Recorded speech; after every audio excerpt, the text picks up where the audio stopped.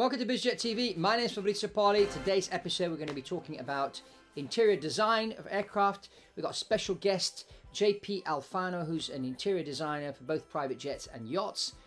His company is called Airjet Design, so he's going to be talking to us about different projects he's done. We'll be seeing some of the projects he's done, some interesting aircraft from interior design of an A320, the Global 6000, a helicopter that he did, and talking about, how the market's moving at the moment. So lots of interesting information for you today, all about interior design of your private jet. So if you're thinking about buying a private jet and thinking of buying an older one and maybe having a custom interior, this is the episode for you. So if you haven't subscribed to BizJet TV, this channel is all about private aviation. Encourage you to subscribe, give us a thumbs up at the end of the video, and also we'd love to hear your comments below and suggestions, recommendations for the future, and comments on this video about interior design of private jets. So off we go.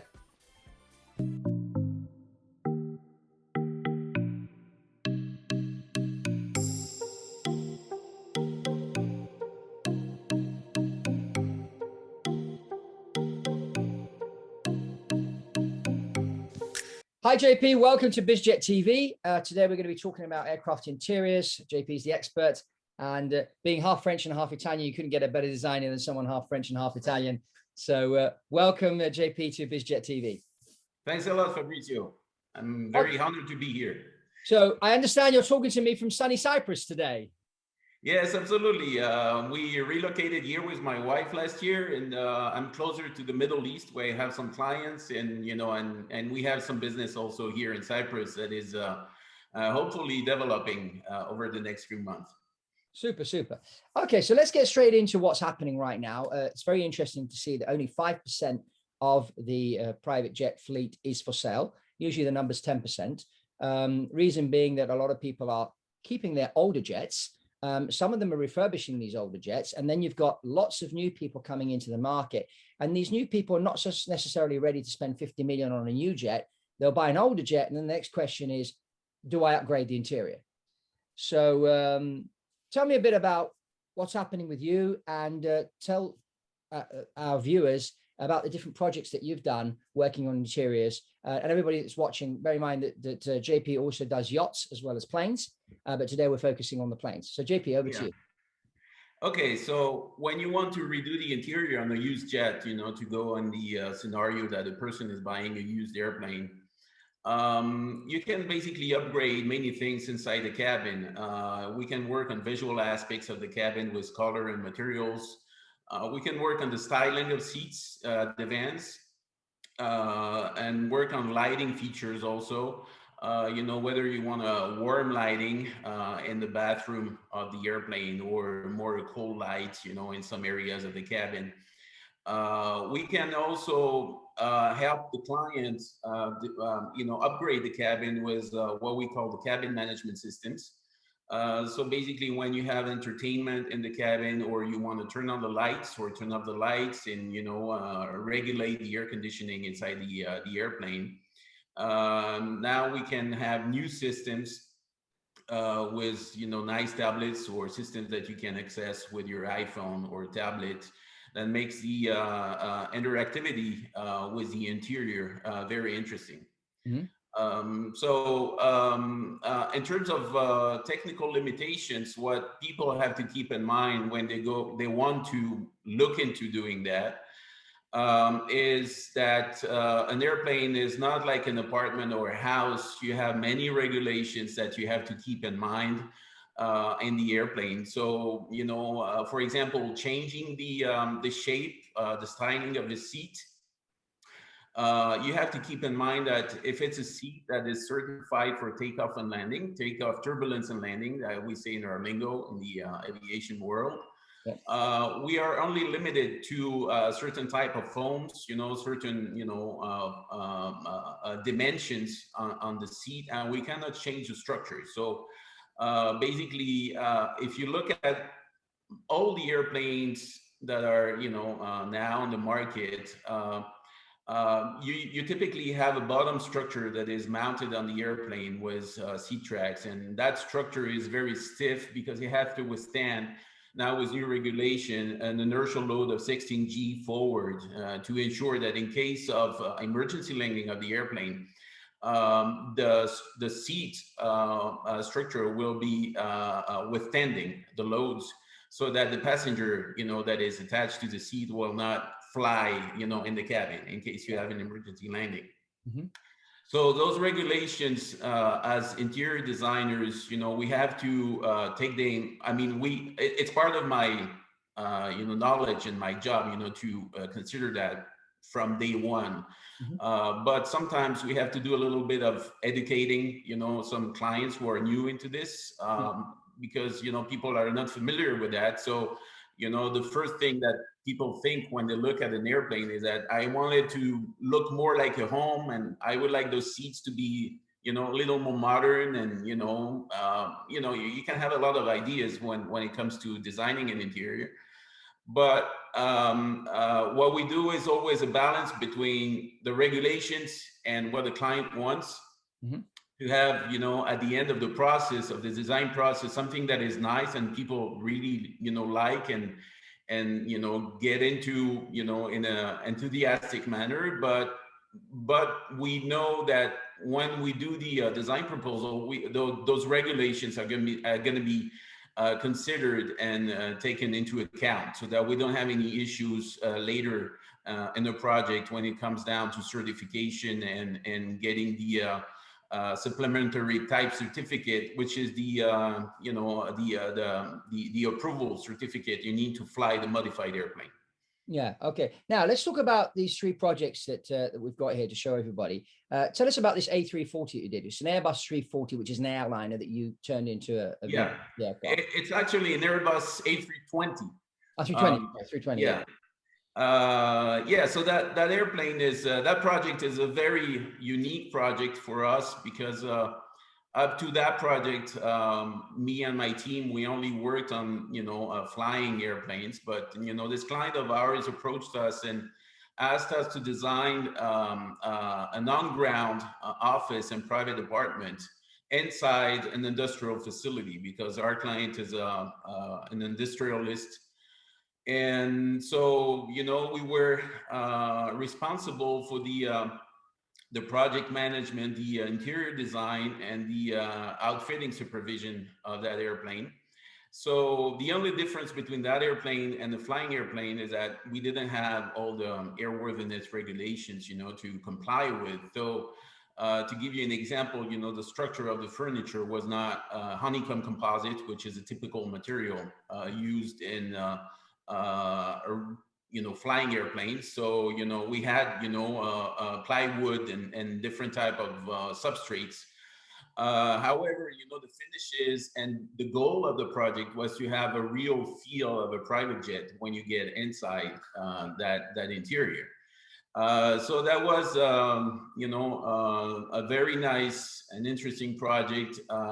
So, the process we went through for that project is, it's a process we typically go through with all our clients. We start with a design brief with, an open conversation with the client on what they like, what they don't like, what the purpose of the interior is, in terms of how many people you want to be in that space at a given time.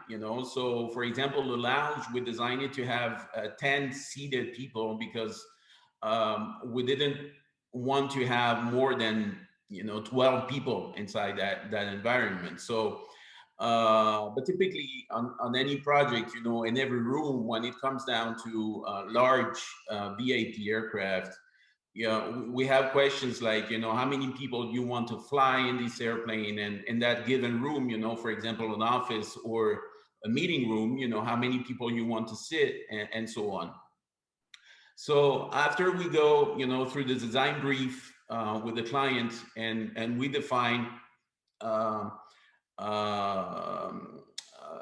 details related to the styling of the cabin, but also the function that it has to serve, then we start the design process. So, on this particular project, I got inspired by, several things that were really personal to the client. He has a collection of paintings. Some of them are Picasso, Salvador Dali, Monet. And also he loves horses. So, he and his family have racing horses. Hmm. The logo they use on one of their company has a raging horse.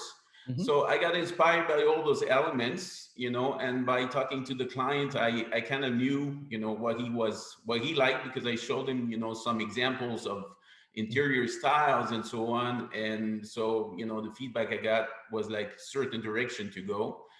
And so we started the design process with my team. So the first step was to design the layout, to get some feedback and approval on the layout of the space, and then work on color and materials combinations, inspirations in terms of style, to kind of refine the direction we're going to go in terms of designing the furniture, the seat styles, and all that.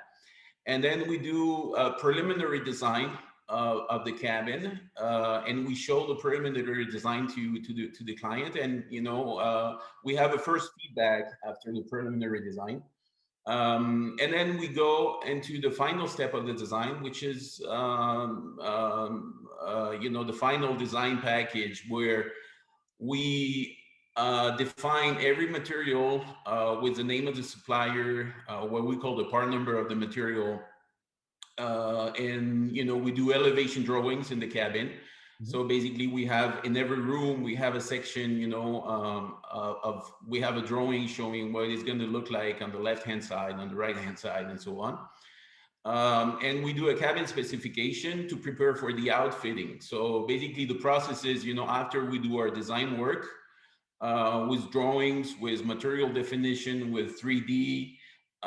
We do a cabin specification, which, and all those elements are used as a bid package that we send out to specialized companies that will work on the fabrication and the outfitting of the airplane.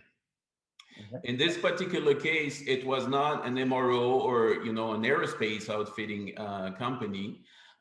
We worked with a company that specializes in high-end hotels and buildings.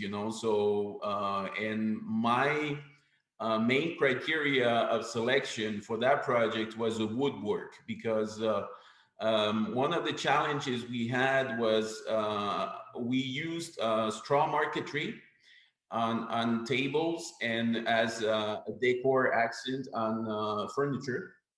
But I wanted to have a high gloss finish on the straw marquetry. And the first feedback I had from some straw marquetry artisans that I went to see in France is that the high gloss finish was really difficult because of the nature of the material. Hmm. But we ended up finding a company who was capable of doing it, and the high gloss and the overall work really came out nicely. And to talk more about this project, the overall inspiration, if you look at the picture and try to understand how we came up to that final result, is my overall inspiration was of modernist French. One of the famous designers of this trend, of this design trend, is called Jean-Michel Frank. Hmm. And he was, alive in the 20s and the 30s. And he used to use a lot of materials like shagreen, straw marquetry, parchment, and things like this. And I really got inspiration from him. And so I think it's nice to try to reinterpret those materials with modern techniques nowadays, and to infuse them in designs, Hmm. because they're not so much seen, especially in an airplane environment. Um, and so the interior, the main inspiration was this, modernist French. It's also, it can be described also as somehow minimalist. And what is nice on this project is that we have two sculptures from Jim Ritchie, so two bronze sculptures from Canadian sculptor Jim Ritchie, who lived in France for many years. Hmm. And those sculptures are Cubist sculpture, so they make kind of a link, with Salvador Dali and Picasso. Yeah. And also, to give it an additional personal touch, related to horses, I designed also a sculpture that is a faceted sculpture made out of resin, with a nickel finish, and it was, unique. It's a one in the world sculpture. We designed it and we had it made by a specialized French company in Paris who did the sculpture, with us, and polished it and all that. Okay, tell us about the Global 6000 that you did, that we can see here. Yeah, the Global 6000 is a little more, the typical retrofit project that we come across in our line of business, where the owner has an airplane that he bought used, secondhand, and the interior was not negotiated as part of the deal. So he wanted to do the interior after buying the airplane because he was not really happy with the colors of the interior, and also the feel that was given by the seats and the divan. So if you look at the picture I sent you, those seats are very stiff looking. I mean, they're very square in terms of design, and the color combination is some dark beige with a greenish, accent leather in the back, and so on. And that same accent is used on the what we call the PSU channels,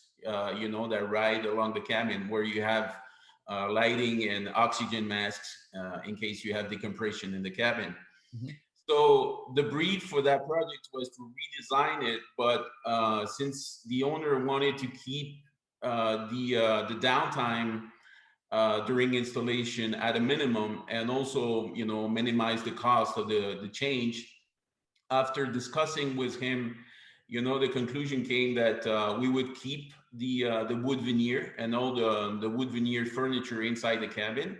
Mm-hmm. And we would only focus in terms of design change on the seats, the divans, the carpet, and also the PSU channels. So in a way, for me, those projects are usually more challenging in a way at the beginning than a project where you start off from a blank sheet.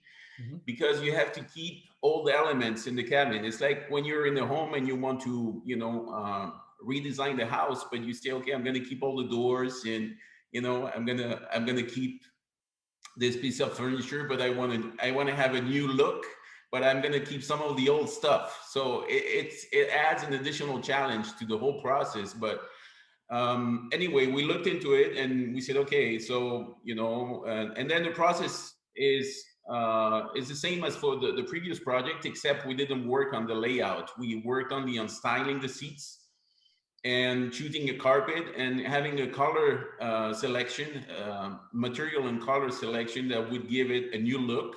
Mm-hmm. So on this airplane, it included the carpet, the seat, the divans, and also the decorative pillows that we have, that are part of the cabin when you fly it. We also did a proposal for the client for dinnerware, because it's something that was, expressed to me that they wanted to change the plates and the silverware inside the cabin. So we did a proposal to them with French manufacturers of luxury, porcelain and silverware. Mm-hmm. And the project went on. I sent you a picture of, so basically there, the biggest and the most important piece of the project was to have a seat that has a new feel, but we had a new feel, but we had to keep obviously the seat frame and the certified structure that is. So how long did it take to get all this job done, from the first conversation to the actual completion of the the design phase was 3 to 4 months. Yeah. Then the timeline. The plane kept flying. Did the plane kept flying during those 3 or 4 months that you? Yeah. Absolutely, you can fly the airplane. I mean, we work on the design, and we don't have any downtime on the airplane. I mean, and then we work with the upholstery shop to do a C prototype that we get approved by the client. Mm-hmm. Once that C prototype is approved, so doing the C prototype was like, I think, 3 to 4 months as well. Okay. And once that is approved, then they schedule the grounding of the airplane at the modification center. Yeah. And basically you can time the project so that when you ground the airplane, you have all your materials done. You can do some stitching on the leather for the seats, because you have approved one seat, so you can duplicate some elements on the upholstery. So in order to minimize the downtime of the airplane, so then that project has been So delayed. what was that? So what was the, when eventually everything was ready to go and the Yeah, airplane went into the hangar? What was the downtime on that project? it's a month, 1 month. Okay. Yeah, Yeah. yeah, Okay. So that's good. Now let's look at the helicopter that you did, because this is an interesting one as well. yeah. Yeah. So that project is a little different from the others. So basically, there, we were hired to design the interior of a four-seater helicopter, and the input data for me was the overall design direction and inspiration we had to to follow, which is give a feel of modern, sporty, masculine look, very dynamic interior. Mhm. So the challenge there that is that we had an empty cabin. So but it can be seen as not a challenge, because you're kind of free, to Yeah. design all the elements and have them come together. So in this project, if you look at the pictures, we came up with some proposals to the client also, because it's a very innovative project, especially on the seats.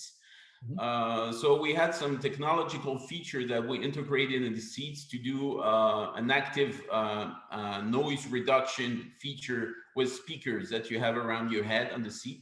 Mhm. We have a ventilated seat, back and bottom, that you can control yourself if you want, Yeah. like in luxury cars. Yeah. And so basically, there, the seat is the main element of the cabin. And along the seat, we designed also the ceiling unit that has the air conditioning outlets and the lighting features and the control that are related to it. So that ceiling unit has, is a one-piece carbon fiber composite with some metal inlays. And we have also the central console that has been between the seats, and we designed also the door panels and all that around the seats.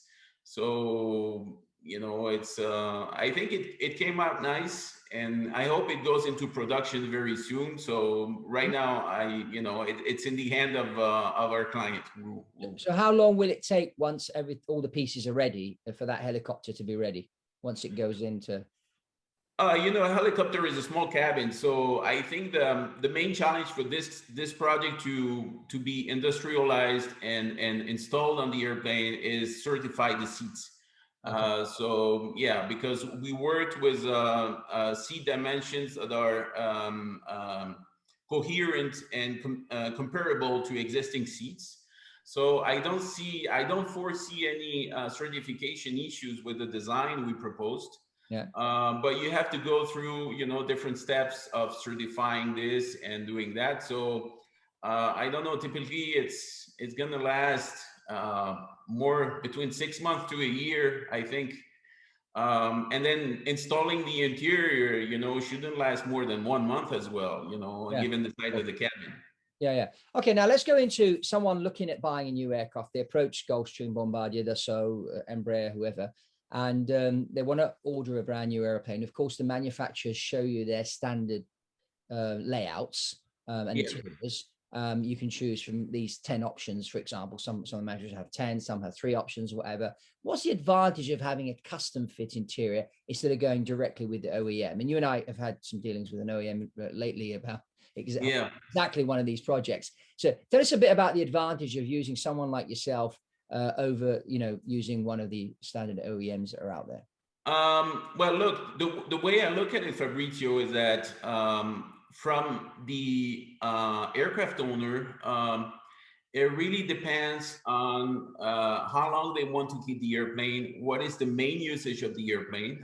Meaning, is it a family airplane? Is it a corporate airplane where you're going to fly you're going to fly, with some company executives, for business trips, or is it some airplane you want to use part-time and you want to charter part-time?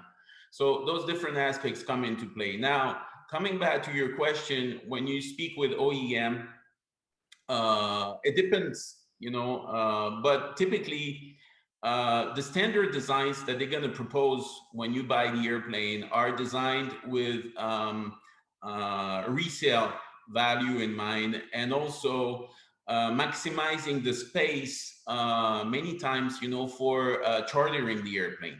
Yeah. So when you design an interior and you have in mind that you want to maximize your revenue from chartering the airplane, you're driven in your design approach in a different way, versus if you approach the design saying, I want to fly my family, and I want to be comfortable with my family. So this, people have to keep that in mind, because the standard interiors are designed with some guidelines for interior designers in mind, but a private owner does not necessarily want, to have like a 2 Club 4, right next to it, with those straight tables and so on. Yeah. Yeah. Also, the other thing is, I always tell people, if you're going to have your own design, don't go too fancy, too strange, because the day you want to resell the airplane, that interior will not sell. That's very true. Yeah. So you got to customize, but don't go too over the top with, I mean, I've seen some interiors with really weird colors and whatnot, and that doesn't appeal to everybody.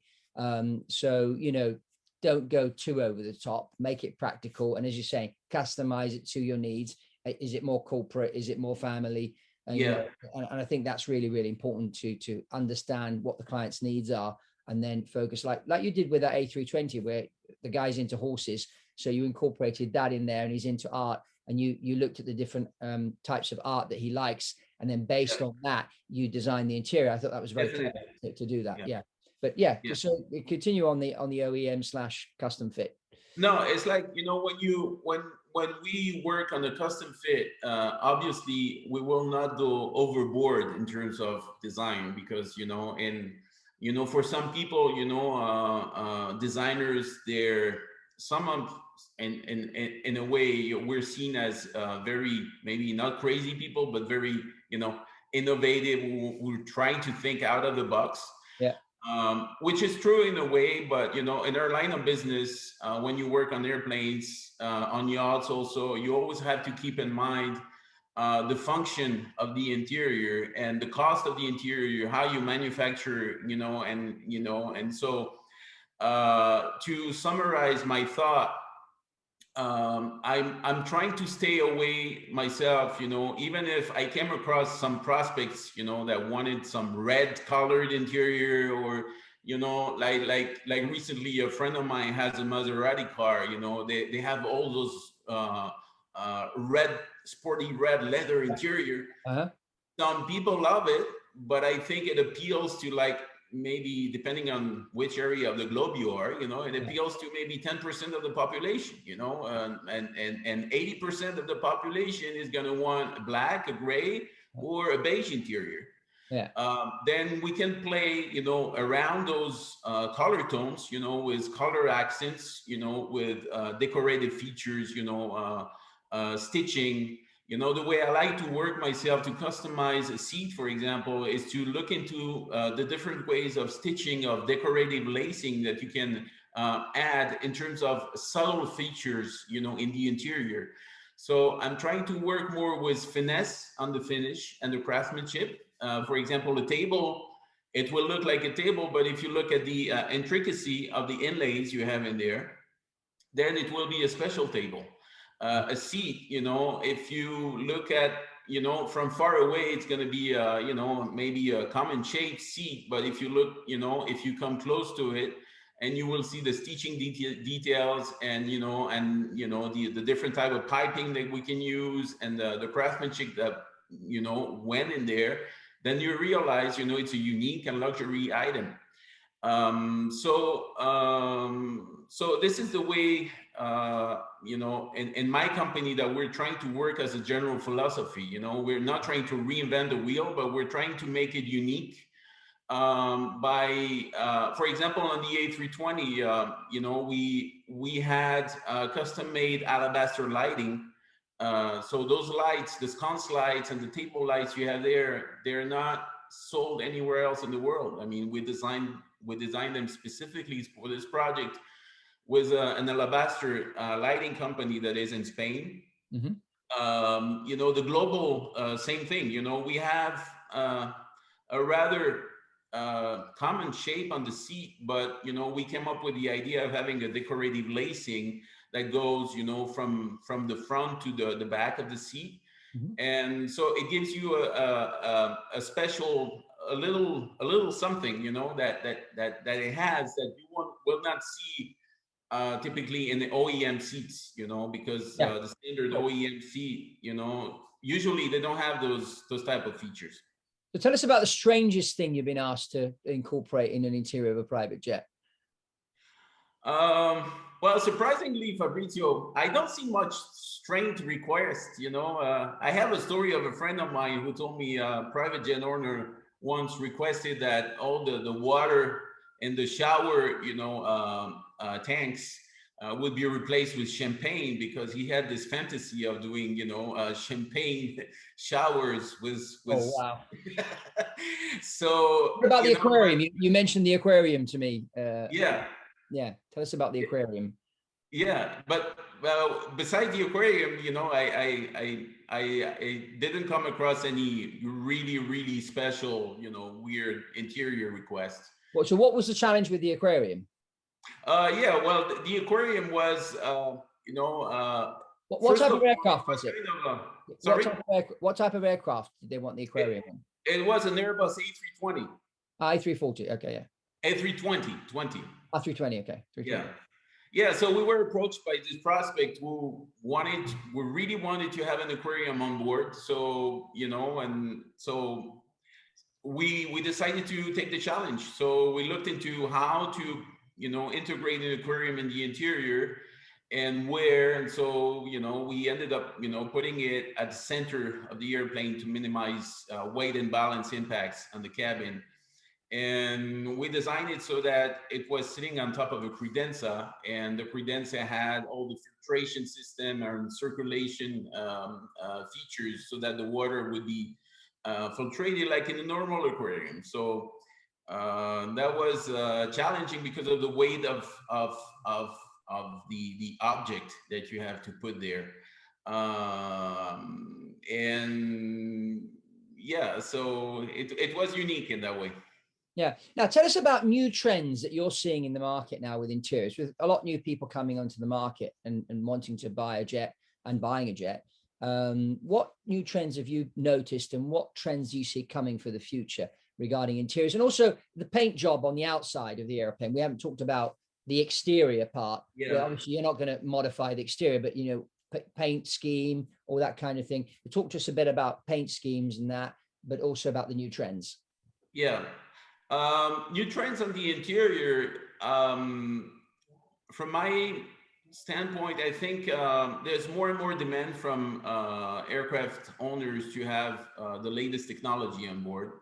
Yeah, so that's one aspect. And one example is, for example, the Alexa assistant, or Google Home Assistant, and so on. So where you have voice activated feature and interaction with your environment. So yeah, the internet is the big thing, because everybody is so used to being connected all the time. I mean, you do find, I found some clients who said, well, I don't want a super fancy internet connection because I want my people to connect on the jet with each other. So those people that are on the jet to talk to each other instead of being on their phones like they are on the ground. But having an internet connection, even on a smaller airplane, which before was unheard of, like on a Citation Mustang or things like that.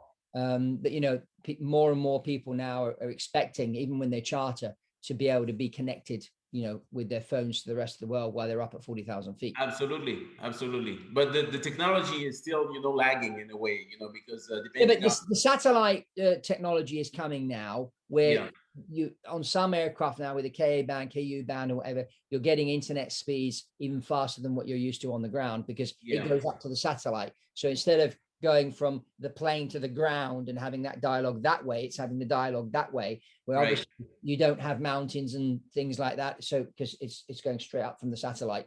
But it is expensive. And that's where, for example, if you want to watch a movie, what you would do is you would download the movie on the ground and then play it on your device on the airplane. But then also things like, as you know yourself, everybody tends to have an iPad these days. So instead of having fancy screens on the plane, what you can do is you can just have your iPad connect to a system on the airplane and then play the movie from there. All that kind of thing. But anyway, continue with the other things that you've been noticing with the trends with the interiors. Well, the cabin management systems, they've been, doing some significant improvement on it in terms of interactivity and features. So I think the next generation is going to be voice activated systems. I haven't seen any yet on the market, but typically, imagine when you go in your bedroom on board the airplane, to turn on the lights or turn on the music, and to have such features activated. In terms of finishes, nice innovations came in the market a few years ago, and they're starting to be implemented more and more on airplanes. So we started to go away from the traditional non-textile flooring, which is, usually used in galley areas or lavatory areas, and carpets, which is typically used like in 100, or I would say the vast majority of airplanes. Now we have manufacturers who are putting stone flooring and natural wood flooring on the market, and those are going to become more and more popular, I think, in private airplanes. Obviously, you have technical limitations for those materials because they're more rigid. They add weight and rigidity to the area in the cabin where you put them. But you can, design around those limitations, having joints, in certain areas. So it's getting more and more popular, especially in galley areas and lavatory areas where you want to change from the old style, carpets with, a plastic rug, to protect some areas from water, as you might have seen, I'm sure, in some airplanes. Yeah, because especially in the galley area, sometimes they do stuff. Yeah, okay, that's good. Okay, JP, thank you very much. It's been very, very interesting to hear all about this. Where can people find you if they need a designer for the interior? The best way is go on our website. You type airjet designs in any browser, and you launch on our website, and you have a form to contact us, and you have our phone numbers, and and as JP was saying, it's really important. What JP does is tries to understand the psychology of the client, and understand what their needs are, and then designs the interior based off of that, which is really, really important. So, as I always say, here on BizJet TV, we can only give general information, and then if we need to get specific, that's where we need to get one-to-one. So I encourage you, if you are thinking of buying a jet and wanting a new interior, JP is the man for your interior. So thank you very much, JP, for being on BizJet. Thanks a lot. Thank you, everybody, for watching this episode. If you haven't subscribed to BizJet TV, I encourage you to subscribe to this channel all about private aviation. And that's all from Fabrizio Paoli and JP, and I'll see you in the next one. Thank you. Thank you.